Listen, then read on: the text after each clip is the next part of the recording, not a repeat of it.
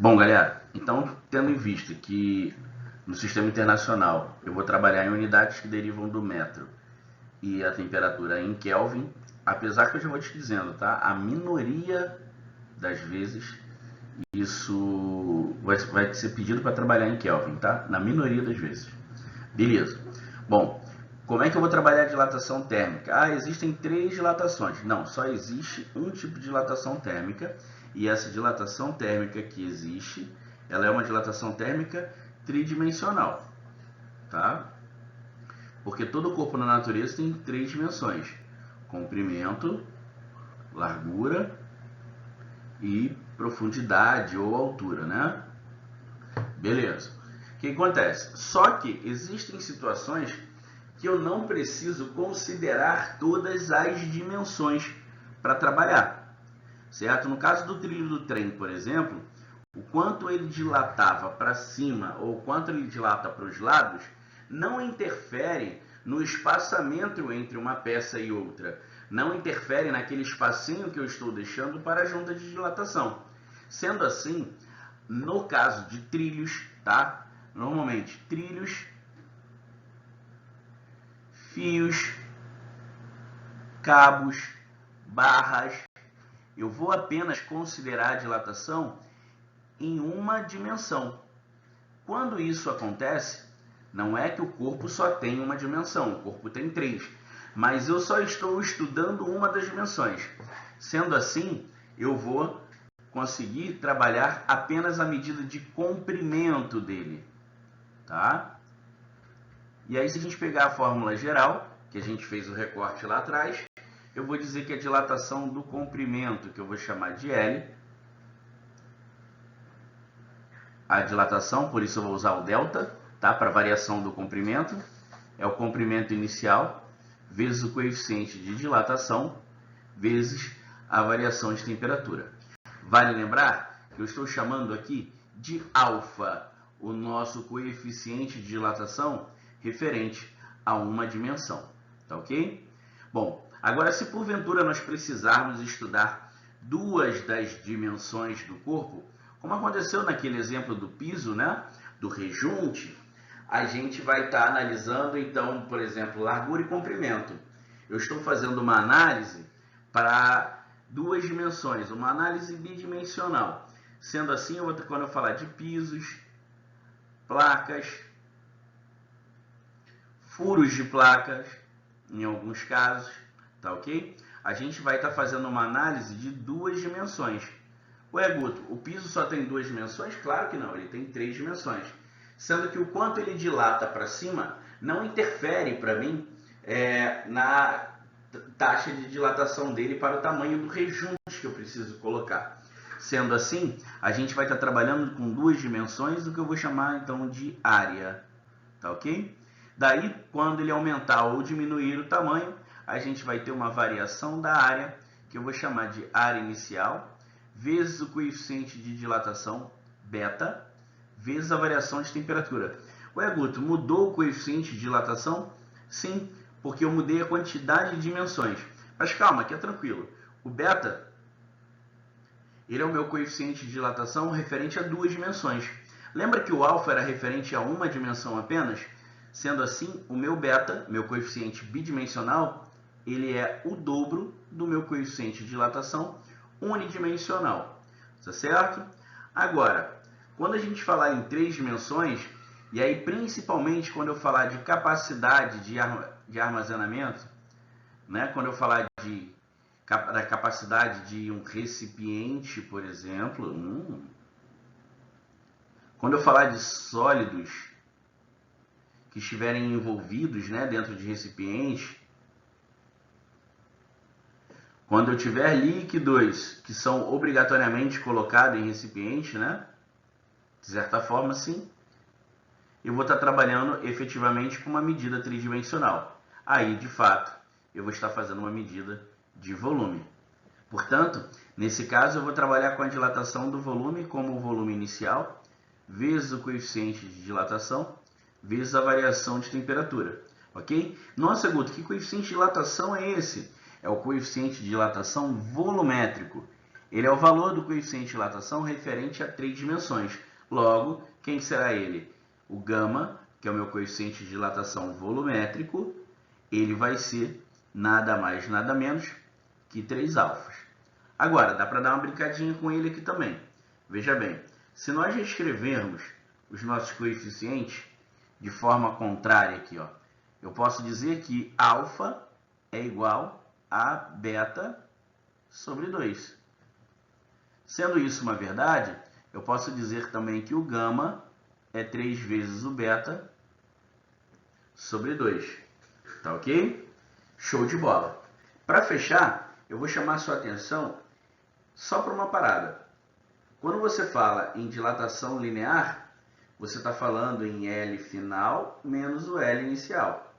Isso vai ajudar em algumas questões, tá? Área final menos área inicial. Volume final menos volume inicial. Agora, esteja atento, porque existem algumas pegadinhas em alguns enunciados.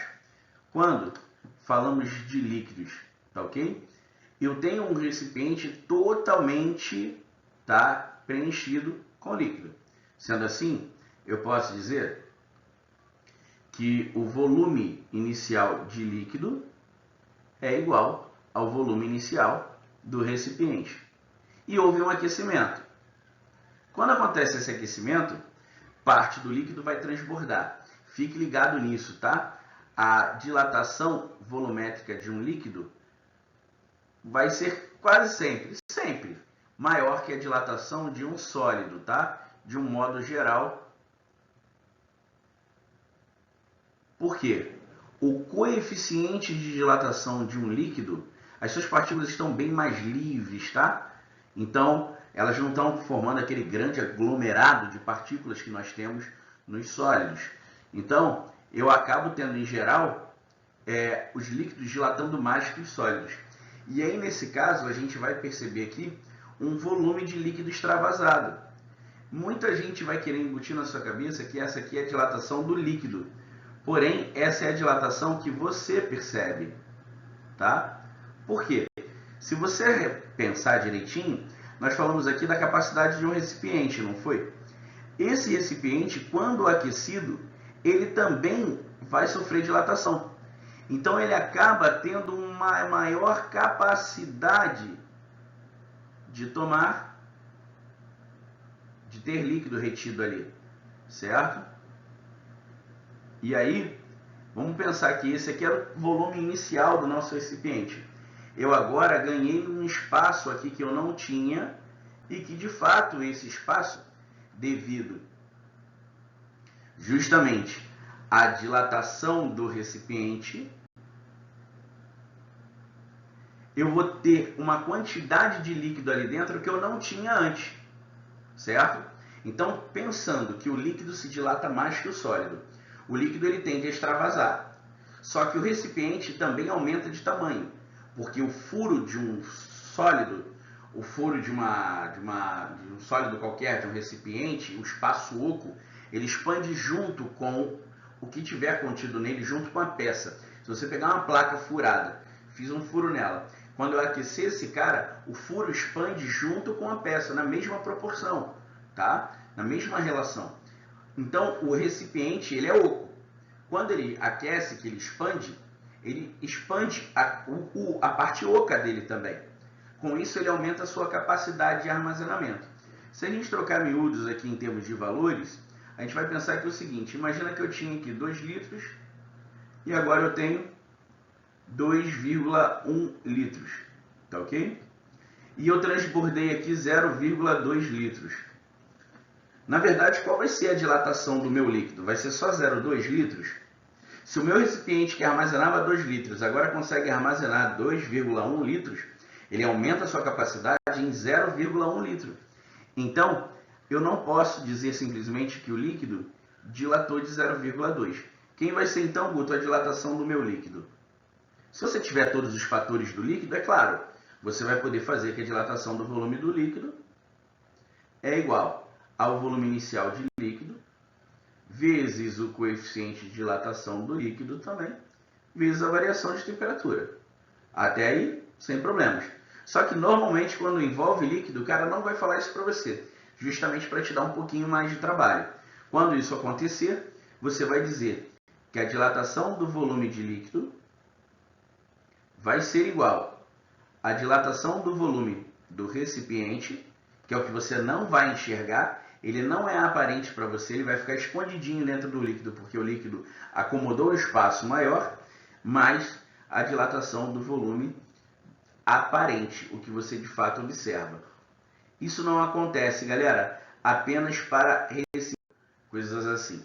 Isso vai acontecer, perdão, o que eu queria dizer de verdade, de coração para você, eu estou até nervoso com esse momento, é que você teria ali um transbordamento. Isso nem sempre vai acontecer.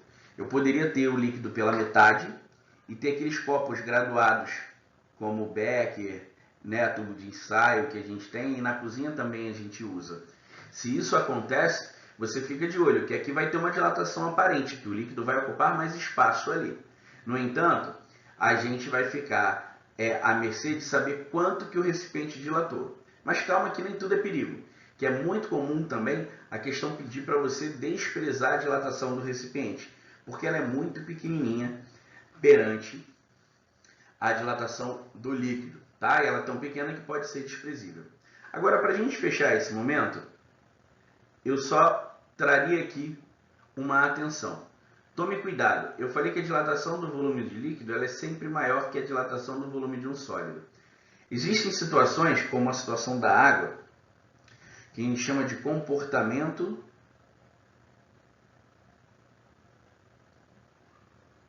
anômalo. São alguns elementos dentro de uma faixa de temperatura que, ao invés de contrair, ela expande, e ao invés de expandir, ela contrai. Isso com a água vai acontecer entre a temperatura de 0, aproximadamente, até 4 graus Celsius. Por isso que o gelo boia, tá? A água, ela acaba tendo uma contração muito grande quando vem resfriando, né? E quando chega próximo ao 0 graus Celsius, ela expande. Isso diminui a densidade dela. Por isso que o gelo, quando ele está ali próximo do 0 graus Celsius, ele facilmente boia, tá? Quando ele está numa região ali próxima do ponto de fusão, ele vai boiar tranquilamente, porque ele está menos denso, tá? Ele está menos denso do que a água líquida. E você sabe que quanto menos denso, ele vai boiar. Isso acontece com a água? Não, isso acontece com a água, isso acontece com o ferro, isso acontece com o bismuto e isso acontece com o antimônio. Beleza? Galera, tamo juntão. Obrigado aí por estar acompanhando.